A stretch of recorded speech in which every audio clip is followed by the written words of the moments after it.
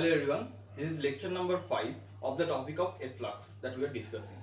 So in this lecture, we will discuss one topic, small topic, that is the torque generated due to the thrust force.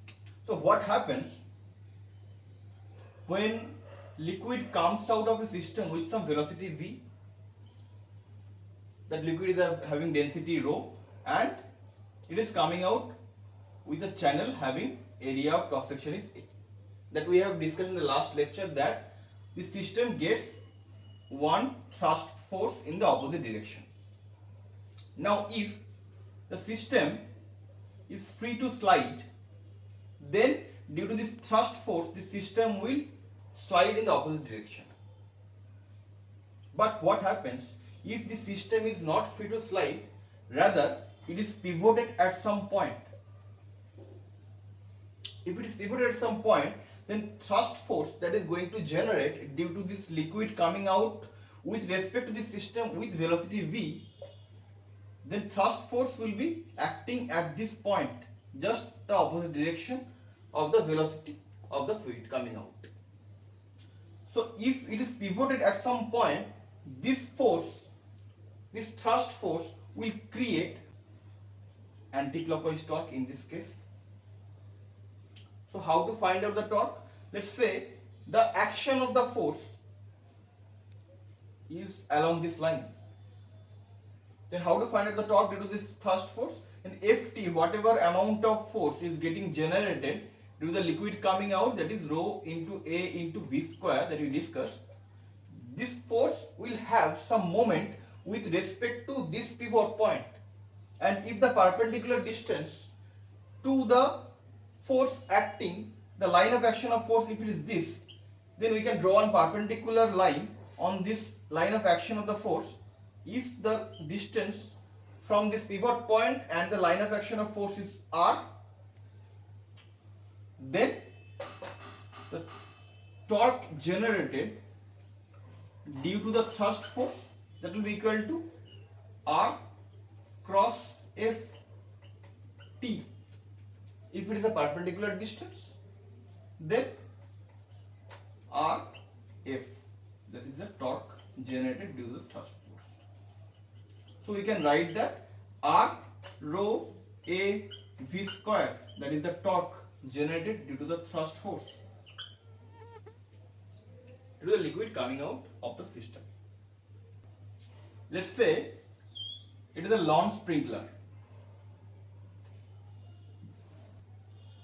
So there may be 4 nozzles like this.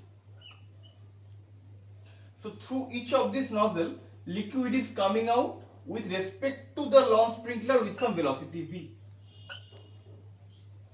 v. The liquid density is rho and the area of the cross section of each of these nozzle is A. I am telling you. Then what will be the amount of torque generated to rotate this lawn sprinkler? Find out the torque generated in the lawn sprinkler.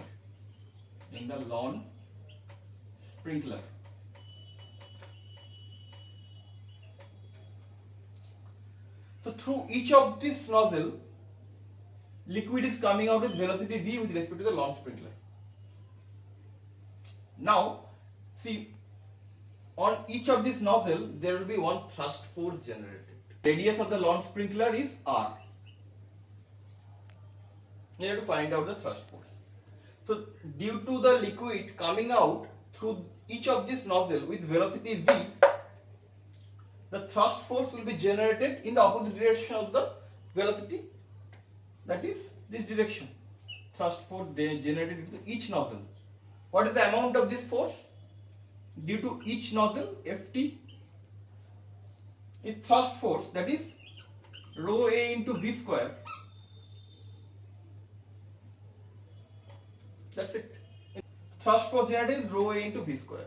So this thrust force is acting from the center at how much distance? R. So if I draw one perpendicular on this thrust force, see, the distance is becoming r, or the radius of the lawn sprinkler. So we can tell that, okay, torque due to one nozzle that is rho A V square into R. That is torque generated into one nozzle. But in which direction? If the thrust force is acting in this direction, this nozzle also thrust force will be generated in this direction. This also this direction. Ft. This also this direction.